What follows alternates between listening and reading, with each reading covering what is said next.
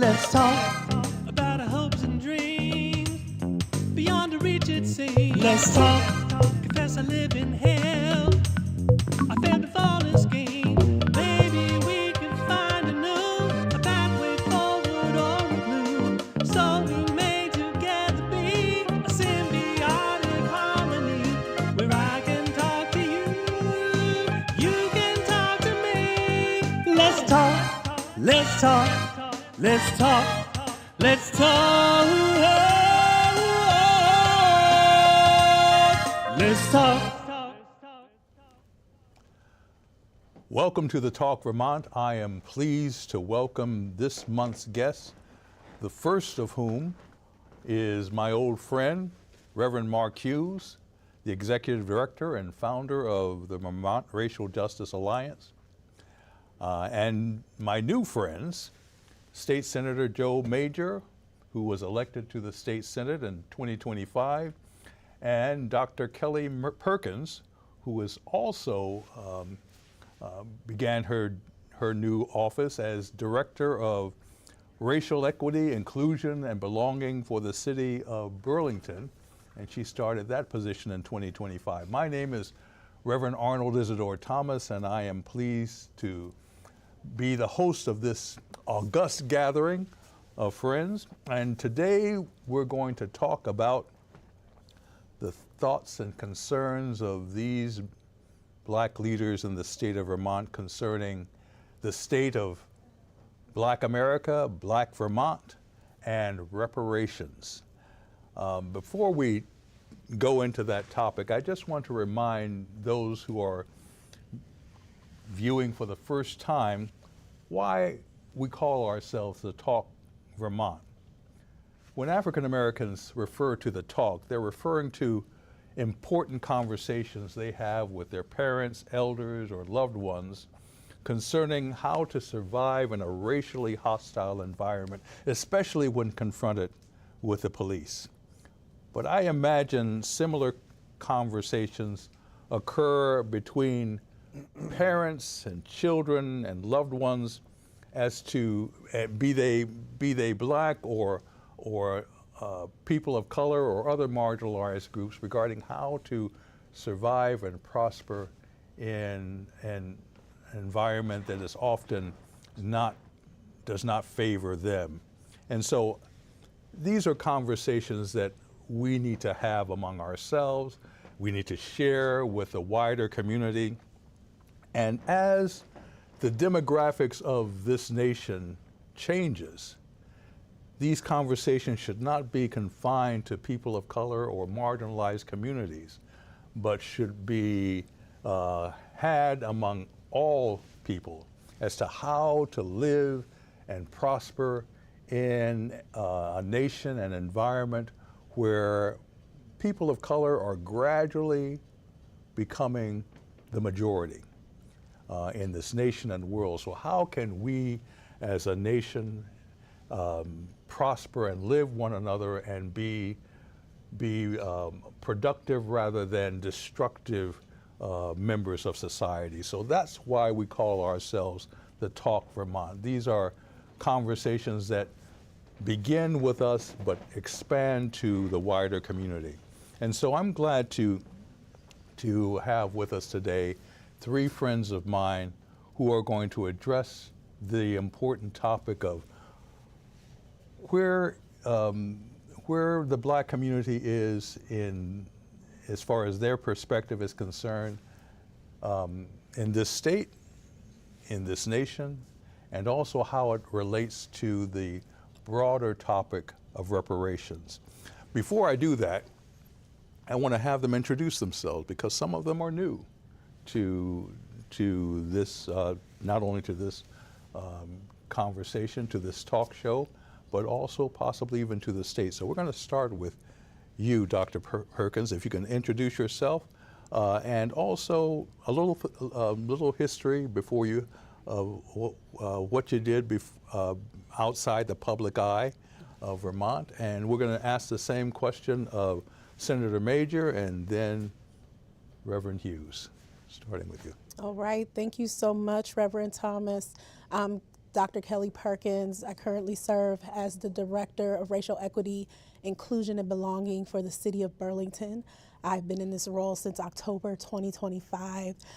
Prior to taking on this public servant role, I was actually working as a Human Resources Director and JEDI Director for a nonprofit in the Upper Valley of Vermont. Mostly remote, been living in Burlington for some time. And before that, I spent about 20 years in educational administration, in higher education and in independent schools across the country. I've been a lot of places.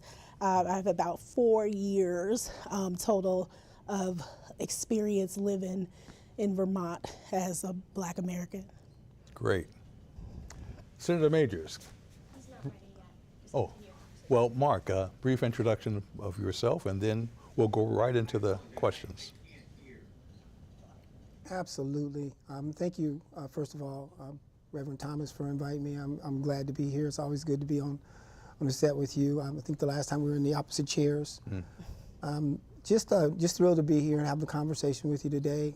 I am Reverend Mark Hughes. I'm the Executive Director of the Vermont Racial Justice Alliance. And I've been doing this work for about the last maybe 12 years or so.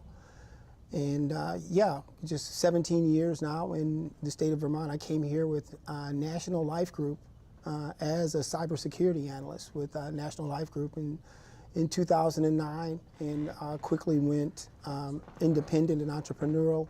I was with a startup out of Barrie. I think we made our first $3 million in a couple of years. And about the time I stepped back from that for personal reasons, was about the time Ferguson was in full swing. And that kind of made me change my mind on my career choices, despite the fact that I'm an old cybersecurity head from going back for a while, and also cryptography head. I'm also retired military. I've lived in like 16 other states, 3 other countries before coming to Vermont. And yeah, I'm just happy that I met my amazing wife here, and that's the reason why I'm here now more than ever. Love what I'm doing. I love being here, and I'm just here just trying to make a good place better. Well, we're glad to have you here. And you're a Midwesterner. You come from Iowa, I hear. I'm a first generational Midwesterner. I'm very proud of my Southern tradition. That's why I was getting ready to say show enough when you said that. I'm definitely a Iowan. I was born and raised in Iowa. My mother is actually from Leflore County, Mississippi. And for those of us who know our history, we know that Mississippi was the most of the fascist of all fascist states, and Leflore was the worst in all those counties. And so there were more lynchings in Mississippi than in any other state, and there were more in Leflore than any other county. But that's where our family comes from. Our family were sharecroppers, and they couldn't get out of Mississippi fast enough. Yeah, I understand. Yeah. So is Senator Major connected?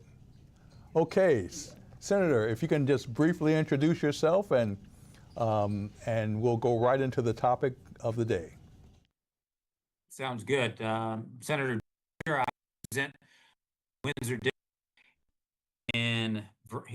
I'm a native of Buffalo, New York, and it's funny when people think of certain cities in the north, they think that it's a lot more liberal and things of that nature, but cities like Milwaukee and Buffalo are incredibly segregated, and there are absolutely racist components to it.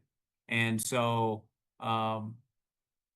these are topics where we need to dive headfirst in, and I have some absolute knowledge in. And before we go any further, I absolutely have to say kudos to both Dr. Perkins and Reverend Hughes in their work and their continuing to progress this, and I'm honored to be on a panel with them. Well, we're honored to have you here.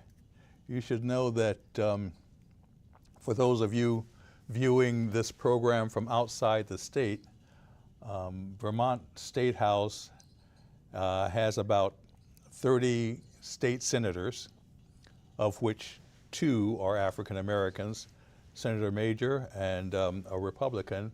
What is this? Senator Senator Brock. Major is a Democrat, and Senator Brock's a Republican. Senator Brock, right, from Franklin County in Vermont. And so those are the 2 African American senators, and we have 4, I think 4 state legislators who are black. So we have some ground to cover within both of those houses of the State House. So we're glad to have you here. Thank you. Let's jump right into the topic. From your perspectives, and we're going to start with you, Dr. Perkins. From your perspective, what is the state of Black America and Black Vermont? And I know that's a broad topic, but we want to address it from those concerns that are uppermost on your heart and mind. Okay, I'm first going to start off with saying this is so interesting to have ended up in this conversation today with fellow Midwesterners. I'm originally from Cleveland, Ohio. You should know also that I was born in Cleveland and raised in Akron, Ohio. Okay. So we're all So that is, I do feel like we don't talk about regional difference enough, especially amongst Black folks. And I think that the way that I come to this conversation definitely is informed significantly by my Midwestern roots and growing up in a place where, because of the level of segregation, I got to be in a place where Black people were the people, right? So that informs everything I do, the way I talk, the way I embrace people when I meet them for the first time or after many times. It is the way that I talk about and engage with conversations around race and racism and just making our world a better place. And so with that, I think for me, the state of Black America, I think Black America is in a really precarious place right now. I don't want to jump ahead to reparations, but I just think that our country has a moral and legal obligation to repair the just systemic erosion of generations of Black community in this country. And Black America cannot be fully okay without being made whole. And every generation, that legacy of chattel slavery and the losses that we've suffered just continues to compound. And I think we're really seeing that now at a time where the federal entities that be are just taking our rights right from us. And we know that those who are most impacted, right, when the system is not working, are those who are historically the most marginalized. And that is Black America. And so I just think we are in a more precarious place now than ever. And I think you translate that to Vermont. I see that every day. I think being at City Hall, I literally just yesterday, as my office faces City Hall Park, we were having a discussion in our office. Somebody was playing music outside, so it was one of the few days that there wasn't, maybe there sounded like some joy in City Hall Park, but it's very alarming for me to be in a state, a city where Black people in totality, right, are about 4% of the population, but the majority of folks who are on City Hall Park during the day, who are unhoused, who are struggling deeply with mental illness and substance use issues, are not just people of color, they are Black people. And that really is quite upsetting. Again, for us to make up such a small proportion of the state, but be so grossly impacted by the systems that are in play. Thank you. Thank you. Senator Major, let's hear from you on the topic of your perspective regarding the situation of Black folk in this country and also this state. I think one of the worst things that could happen is to think that racism is, that we have put that behind us, that it's no longer an issue. And we are seeing it more and more out, obviously, with the Supreme Court decision with gerrymandering. You absolutely see where justices, Supreme Court justices say, you know what, we don't have to deal with that anymore. And that's a microcosm. And now what has happened is where you get your news source from, where you get your information from, is because people mostly, they'll have what they agree with instead of going to different sources to find different or different viewpoints. And that is disheartening. It continues to be disheartening, and it begins to something behind us. Racism is alive in America. Even here in Vermont, you can go to places like the north, like the Kingdom, and you will find it. You will find it here in my district. A couple of years ago, just so if there in Buffalo, there was a racist shooting very near to where I was born and raised in Buffalo. And in fact, my sister's friends was killed at Tops. So I come home to Vermont to find that in my district there was a man who had a weapon with racist ideologies on it and was arrested same week. So don't think that those things are behind us. And I'm glad we're going to be talking about reparations in a little while, because it seems as if the thought process is, well, how are we going to do this? And I find it interesting that very recently, the President of the United States tried to have reparations for criminals that stormed the Capitol. But we can get to that in a little bit. Reverend Hughes. What? Your perspective on such a large question. I know. Such a large question. And I mean, oh my goodness. I mean, the state of black folks in America, I'd like to say the state of the Negro. I was invited to speak at the Unitarian Church on the 5th of July. Mm-hmm. So I'll be there on the 5th of July. It's not a shameless plug, but it's the 5th of July, and I'm going to be talking about what the Negro, what to the Negro is 250 years in America. And I think that's kind of what I'm hearing. And a lot of people bristle when they hear the term Negro, mm-hmm. despite the fact that it's on my birth certificate. Yeah. And the math is that there's about 49 million black folks in America. And of those, only about 22 million are descendants of slavery.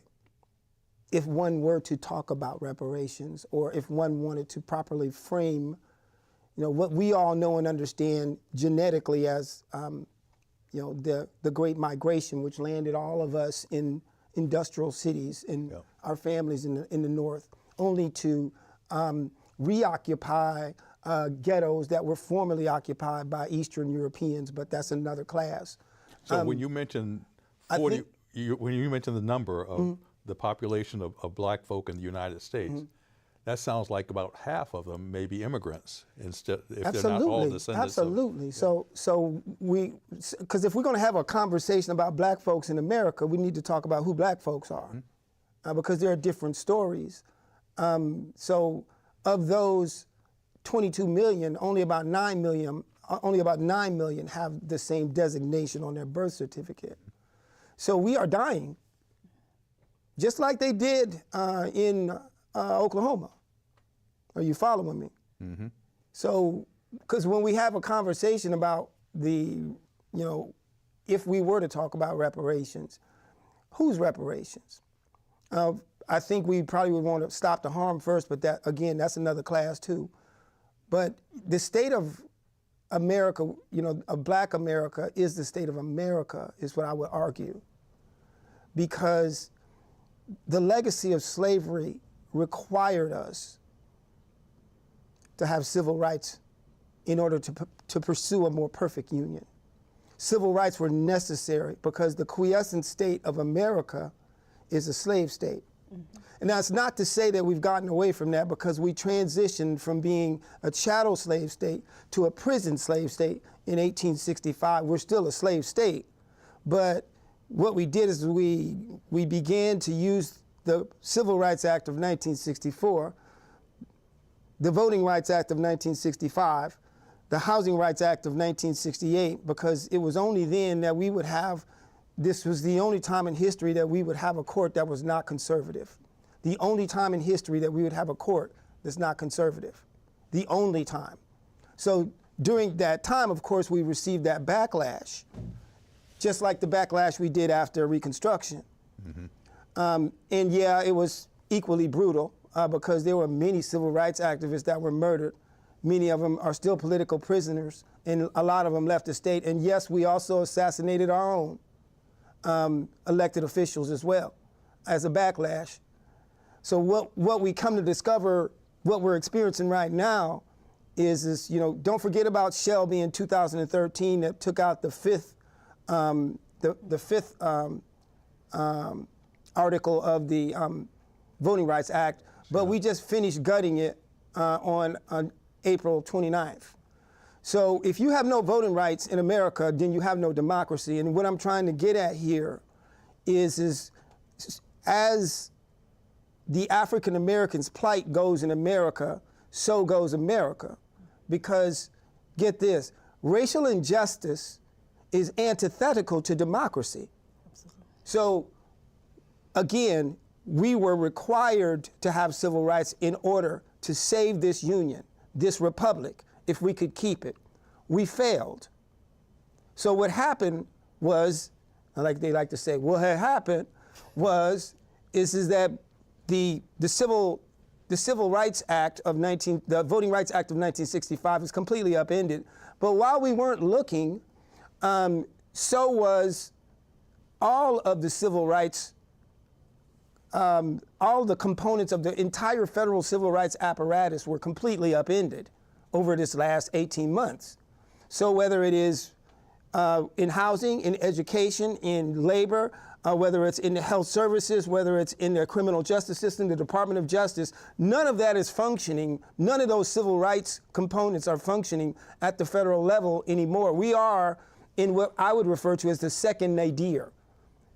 And what I mean by the second nadir is when civil rights, when Reconstruction fell in Plessy versus Ferguson in 1896 came to be, and we became separate but equal, and we plunged into what we saw to become not just convict leasing, but lynching in the old Jim Crow South and all the things that went with it, and what was referred to as the Golden Age. I'll just make it straight. We have made America great again for somebody. So the plight of Black America today is without any protections, federal protections on civil rights at the federal level that are enforceable, and no Voting Rights Act.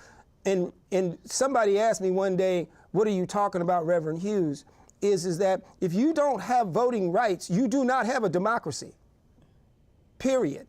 So we did not have a democracy in this nation before 1965, which is why I was born a Negro. So where we are nationally is deeply troubling. And this ought to be a wake-up call for somebody, because we are in a place where most of us who are alive have never been before. Don't make the mistake of saying that we've never been here before, because that was Reconstruction, post-Reconstruction. But many of us who are alive, we have never lived at a time such as this. And what does that mean to Vermont? Well, apparently almost nothing. Because when I look around and I see what the legislature, sorry, Joe, I got to go there. What the legislature has done about this is, from my perspective, almost nothing. I don't even see an increase in what the legislature has allocated for the Human Rights Commission in appropriations. I did look.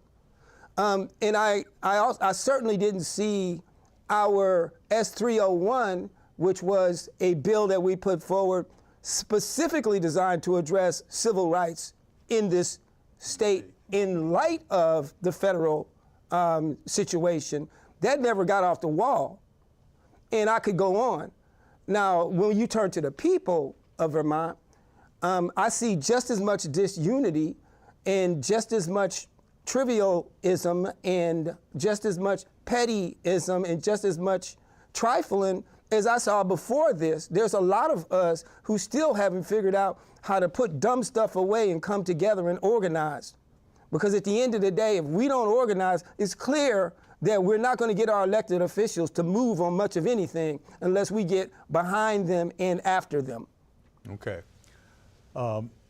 So we are, first of all, before we go any further, you mentioned Oklahoma. Arnold, I'm sorry, Dr. Arnold? Yes. I just have to say one thing. Yes. And that is that Hughes practices what he preaches. After me on a constant basis. I appreciate that. But I still love you. Of course, of course. Well, I love you. Yeah.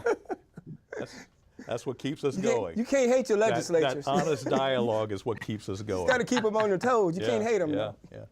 So you mentioned Oklahoma, and I know that a lot of people, especially whites, who are watching this program, probably don't know what you're talking about. So explain Oklahoma. Where do we start with Greenwood? Like, I mean, a lot of folks just like to go to the massacre, but I think really you wouldn't do Greenwood any good if you didn't talk about how it started, because we were in times just like this. Yeah. If you think about it, there was, because this was leading up to the turn of the century, and in decades following the turn of the century, there was massive black wealth that was built. As a matter of fact, just to take that one step further, post-Reconstruction, during Reconstruction, I should say, from the 1860s, late 60s, 70s, through the 70s, right, and even arcing over into the early 80s, I think the last legislature in our Senate, United States Senate, I'm talking about black legislators in the United States Senate in the 1800s, that's our history as a nation, would probably serve until maybe about 1883 or something like that.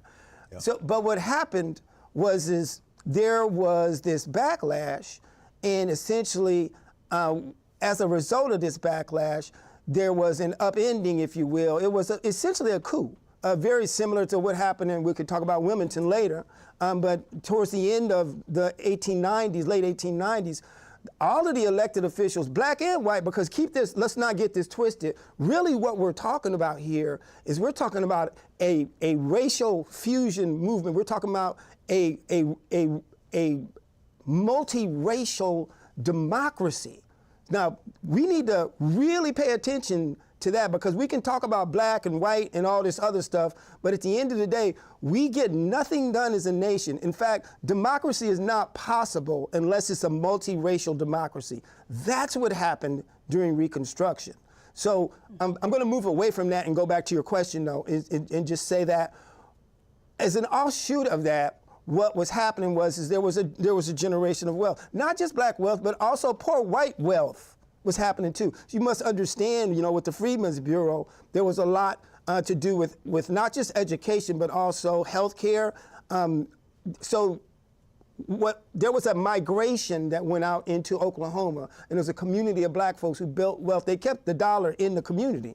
They kept the money in the community, and you talk about, this whole business of resilience and black resilience, and what does it mean to be able to, everyone taking care of everyone. That's what was going on. Lots of wealth built, lots of business owners built up. And what happened was, you guessed it, there was also a lot of consternation and anger and jealousy and just very, very high levels of, I'm going to use this complicated word, let's just say, pissed officity.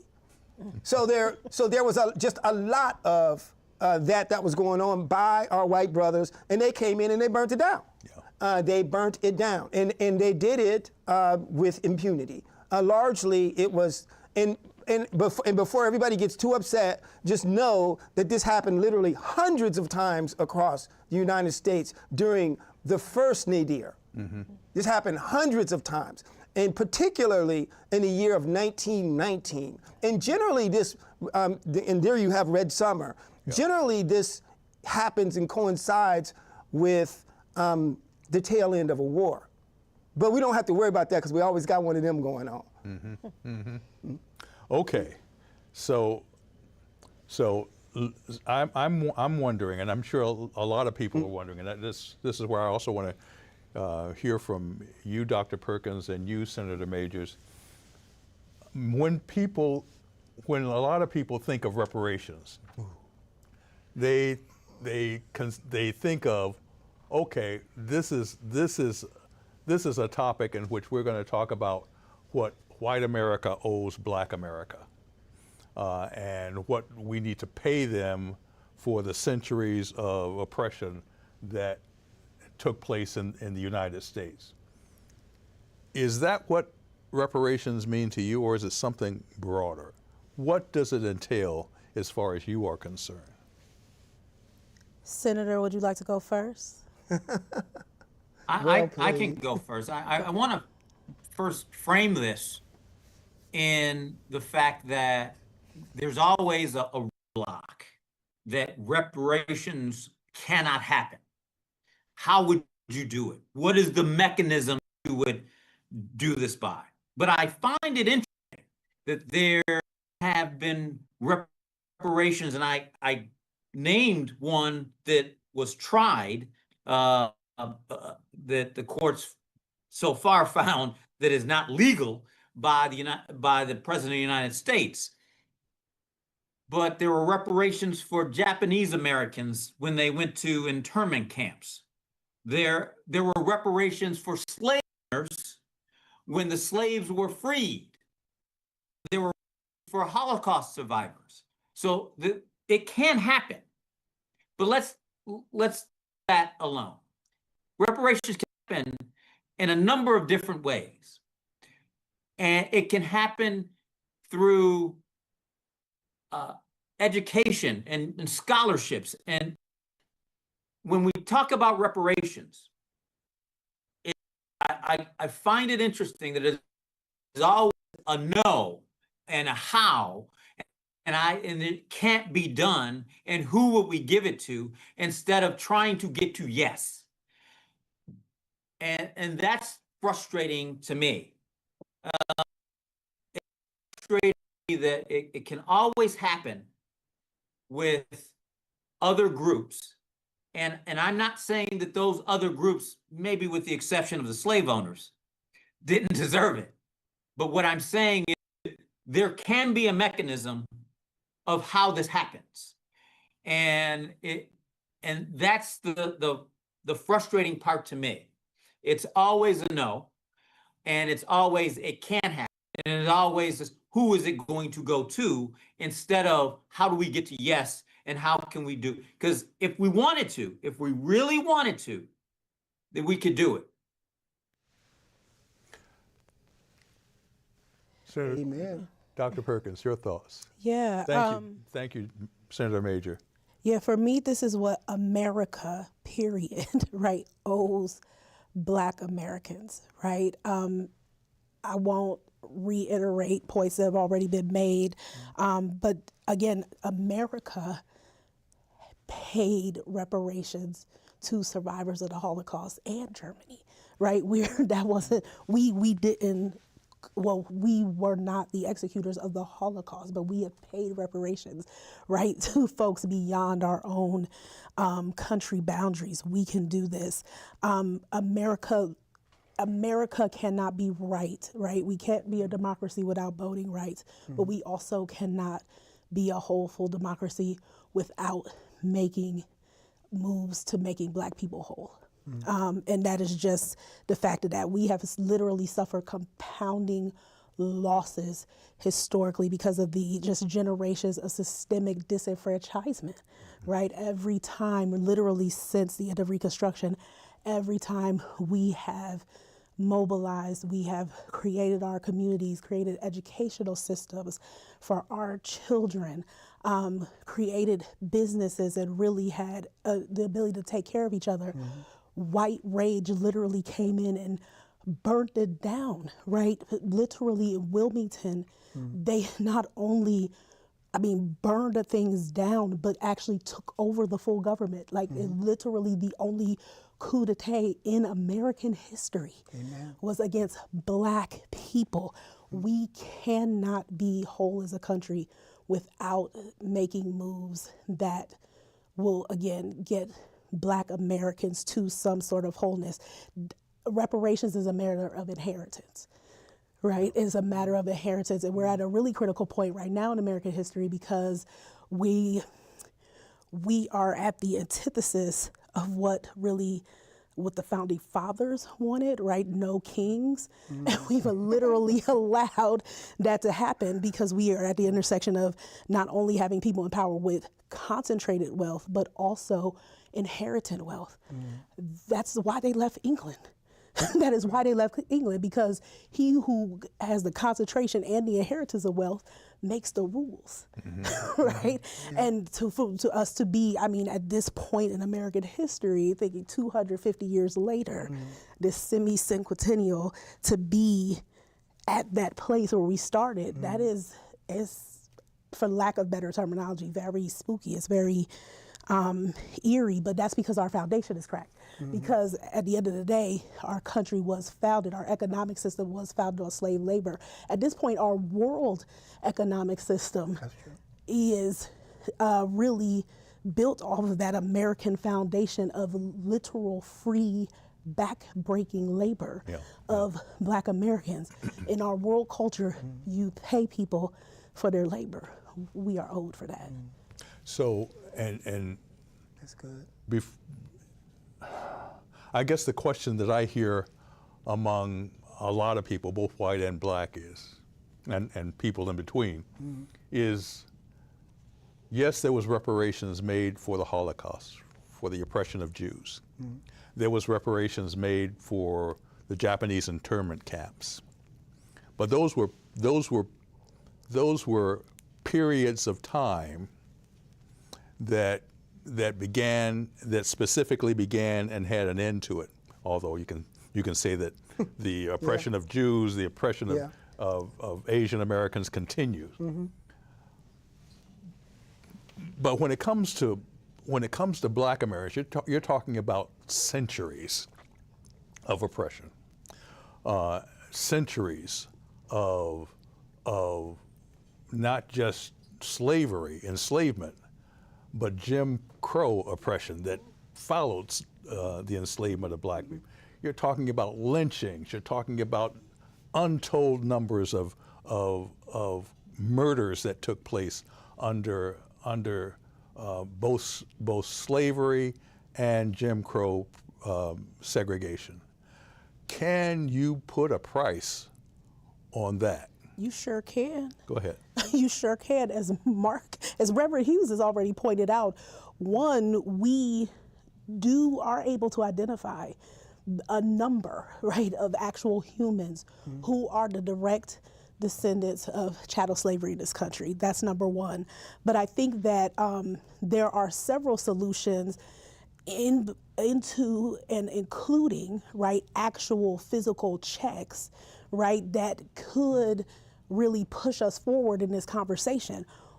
We go back to a progressive tax, number one, right? If we take care of those among us who are the most disparately impacted by the system, we will take care of everyone. And so a progressive tax means a lot of us will see more of our money in our pockets, right? Increase rates on capital gains taxes, right? A consequential wealth tax, right? A lot of the folks who have the most concentrated wealth in this country I would bet my bottom dollar that a lot of that money can be traced back to chattel slavery, right? And so if that is the case, those folks need to be taxed, right? And that money, again, is money that can flow back into programmatic efforts even to assist Black Americans. But if we went back to even, let's say, 40 acres and a mule, right? That has a quantifiable value, right? Which today's rate is about $450,000, right? Again, we just listen. Well, that's right. Inflation, right? Inflation, and again, to the point of the compounding, had the descendants of chattel slavery during Reconstruction received reparations from the United States government, we would have been talking about at that time $150 to $200, which would have been approximately $3,000 in today's time. This is the compounded, this is interest. This is, we are paying interest. I would argue that we cannot move forward, that there is no making amends or making things right without literal, we gotta have our payback. We have to have our payback. Dr. Arnold, I've got to say, I feel so insignificant with this panel. The Reverend Hughes and Dr. Perk are just dropping knowledge, and the thing about it is, with this, is generational wealth. There it is. And that is, and when people say, well, we were born all the same, we came from, no, generational wealth is something that African Americans had the opportunity to have. They were freed, but with nothing. So there was no generational wealth whatsoever. And that wealth couldn't be passed on from generation to generation, even to today. And that's the unfortunate thing that people miss. I think the other situation is going towards something that Reverend Hughes said, is when we make some kind of step forward, there's always something that roadblock, and I will go directly to DEI. And DEI, all that said was, let's make things equal. Let's make things equal, not to lower the standard, but let's make things equal. Let's maybe look outside the box of where we've normally looked and try to go and get people that we haven't normally had. Raise their level, not lower the standard, but to raise their level. And that was bastardized and distorted in so many different ways that it was, and to mind was something that the late Charlie Kirk said. I would be afraid to get on an airplane if I saw a Black pilot. Let me tell you, if you go and you learn how to fly, the standard does not lower. You still have to pass. And now we're celebrating some of that racism, because that's what it is, with it's unfortunate how he passed away, and we don't want to minimize that. But we celebrate that and his rhetoric and the things that he said, which is overtly racist. And we take it as fact, but in actuality, all DEI was trying to do was just level the playing field. And I'll talk, and something else, the individuals that benefited most from DEI was white women. And so it's unfortunate, but this is a struggle that we still have to combat, and we still will combat, I think, long before I pass from this earth. But the struggle must continue, and we must continue to fight. And that's because we put monetary value on it. I think I feel safe to say I'm probably the youngest person here.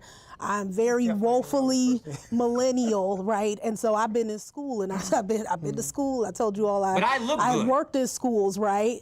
And DEI isn't new, right? The problem became when in 2020, corporations got a hold of it, right? And then for them to actualize it, and putting that in quotes, because not too many folks really made sense of it. They literally had to figure out what the return on investment was, right? And that's the issue. That's why America won't do right by Black Americans, right? Because we were capital, essentially, right? We were capital. We are to our property, our labor, right? Our opportunities. That is all capital in the U.S. And so to make us whole doesn't support America's bottom line as it stands today. Well, you can also say that whenever an inclusive effort was made on the part of this nation, that effort has always been usurped and weaponized against us. Affirmative action. You mentioned that affirmative action, the group that most benefited from affirmative action were white women. And we don't hear about that. White people in general. Yeah, white people in general. Yeah. And most people are caught up in the thought that this was an effort that was mainly to benefit Black people. But usually when Black people get into the mix, everyone it benefits in some way or another. That's the way it was designed. Yeah. That's the whole point when we say that the legacy of slavery made civil rights necessary, and democracy cannot stand without civil rights. Right. That's just, there's no way around that. So everybody's trying to skirt it right now. It's like, oh, well, let's just focus on migrants. Well, there's civil rights that undergird everything that you're talking about there. Well, let's just, I could go on. But I mean, I want to go back to reparations for a minute. Because I'm not going to have a DEI discussion today.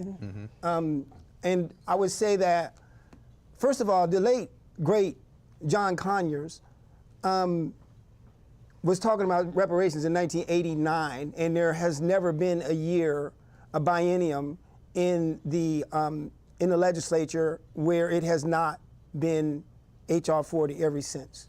And it's only come out of committee once. And it's always made sense, of course, but there's always been this recalcitrant pushback. So on the federal level, yeah. I mean, we talked about examples of reparations. Evanston, Illinois is an example of real life reparations right now. Asheville, North Carolina is an example of real life reparations right now. California is an example of real life reparations right now. New York is an example of real life reparations right now. And Burlington, Vermont is an example, yeah, the phone's gonna start ringing, is an example of real life reparations. What am I talking about? We passed a resolution for reparations in the city of Burlington in 2020. That's a resolution, a full resolution of what we were to do with reparations, in that it faltered, it died, and it was buried. So what we have to do is we need to go back and unearth that. But further, we'll come back to Burlington because there's more, because I don't even like to talk about reparations as much today, understanding that the harm is ongoing. Because how are you going to repair something for me and then continue to hurt me the following day into perpetuity? So we already know that white affirmative actions, whether it was the GI Bill or whether it was the New Deal or whether it was redlining or whether it was all of the other aforementioned, we already know how Senator Major generational wealth for white people in the middle class was established, and that's why the median wealth of a white family in Vermont is 13 times the median wealth of a Black family, in the United States. And you can't fix that in 5 honest lifetimes of work. That's right. So of course, there needs to be a conversation about this. All I'm getting at, though, is it's hard to have this conversation. And oh, by the way, there's been a reparations bill on the wall in our legislature since 2019. We put it up there every biennium, and there's one there now, H499, okay? And it died. So, and it dies every biennium. And guess what? Next biennium, Joe, it'll be another one over there, okay? So we're gonna continue to do that as well. But what about H361? Police oversight. Can we talk about police oversight for a minute? Because I mean, what's going on right now is yes, I understand progressive liberals that it's just a terrible shame that we've got local law enforcement officers that are hurting our people, that are hurting migrants and so forth. But it's also equally a shame that they've never stopped hurting black people. And they continue to do so. And a report came out, it was in the newspaper last week. But I didn't hear nothing about that. So the only difference is these law enforcement officers are federal. And oh, by the way, the fair and impartial policing policy is a constitutional policing policy. It has to do with protecting everybody from the police. So let's talk about oversight. Let's talk about why did H361 die in committee, Matthew Byron? Nobody took it up. It didn't get any air. I would rather be talking about how to protect us right now, understanding that it's a long road to hoe to talk about trying to get somebody to understand the necessity and the justification and rationale around reparations. I'd rather be talking about how do we protect black bodies by ensuring that we're holding police constitutionally accountable in our neighborhoods. Because when you look at those numbers right now, it is ridiculous what the Burlington police are doing still even now, despite the fact that we've been looking at this forever. I'm a former police commissioner. So yeah, I think I appreciate and respect the conversation that we're having about reparations. I'm just unwilling to engage in it deeply when I know that there's ongoing harm that's happening right now that everybody chooses to turn a blind eye to. And despite the fact that we can talk about what's happening with federal enforcement on migrants, that we can't talk about what's happening with local enforcement on black bodies is a shame. Mm-hmm. You know what? That's real what you just said. I would offer, the tiniest pushback, and I would say that, in my opinion, the conversations are interlinked. And one of the things that came to mind when I was listening to you, Reverend Hughes, was, we have examples of reparations in this country for, Japanese, but also Chinese at some point, if I'm not mistaken, for harm that was done to them. And then I think about fast forward to, was it right around 2020, the Asian hate bill, right? I think that those things are linked, right? I think that if America's inability, right, to make things right, for lack of stronger terminology, for Black Americans literally relates directly to their inability to protect us, right? Because we have the examples of folks getting reparations and subsequently, right, being protected. Because again, if we take this back to our America and money and capital, you got to protect your investment. Labor. Yeah. I think we have about 5 minutes left. I want to raise a question that was actually given me by a viewer of this program when that person knew that we were going to be addressing the topic of reparations and the state of Black America and Black Vermont. This is the question. It seems that people of color in the U.S.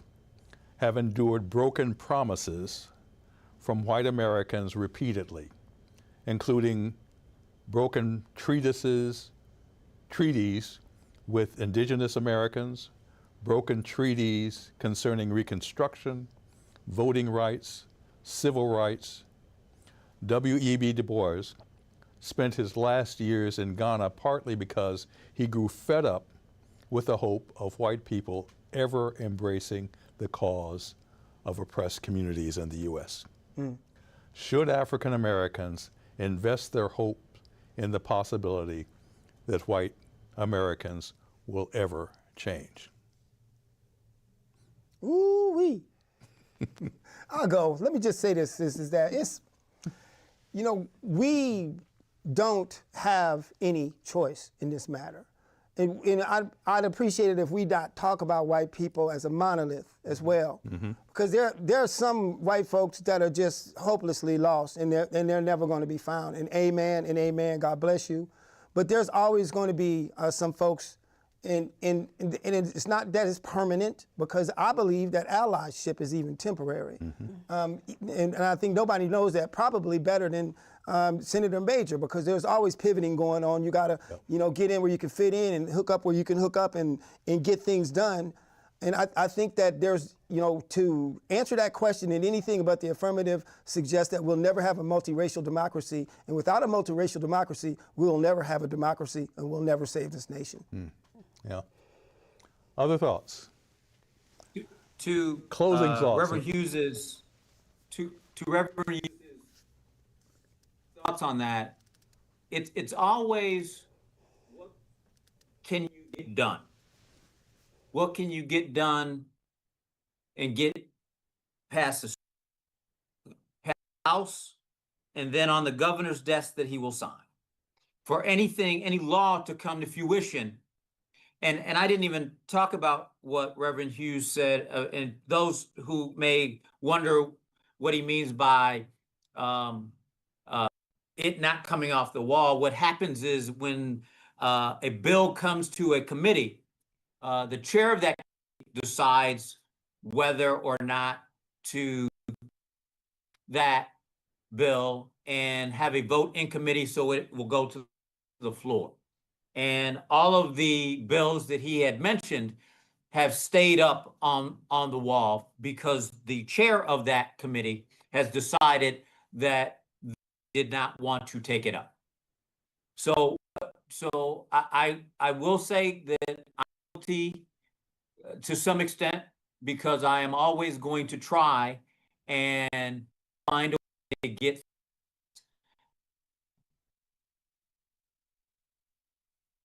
And it is for my first biennium in the legislature, it was incredibly frustrating. But learning experience for me, and I believe that I can get more done, so to speak. Thank you. Thank you, Senator Majors. I want to thank you and Reverend Hughes and Dr. Perkins for gracing us with your presence on this particular topic as we begin the month of Juneteenth. And Reverend Hughes, get as much information to me as possible, because our next topic will deal with the Commission on Public Safety. Oh boy. And I like to bounce a lot of questions off of the representatives that will be here from that office. And so I'm hoping that you will join us for our next program and future programs of the Talk Vermont. We usually air the first Tuesday of each month. And so please join us. If you wish to come to us online or by phone, the number is 802-862-3966. Thank you for joining us, and until we meet again, be kind, be brave, and be blessed. Good evening.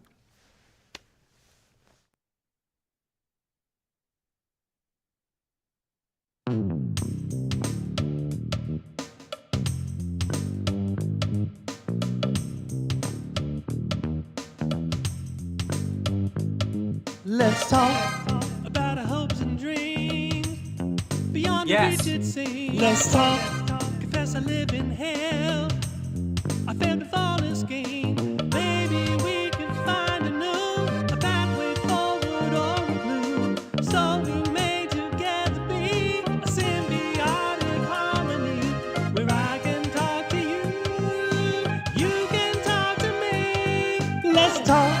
Let's talk. Let's talk.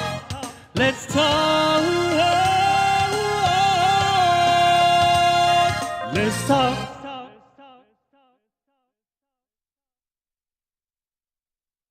It was clear and we wasn't clear. He almost got us in a hot mic moment. Come on, man. Y'all trying to get